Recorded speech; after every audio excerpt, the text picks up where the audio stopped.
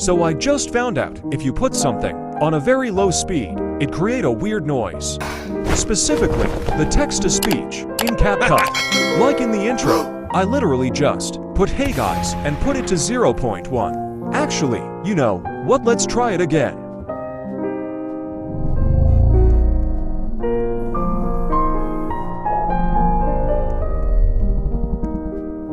Okay, that actually sounded weird, not gonna lie. On way, peace 2, in for tomorrow.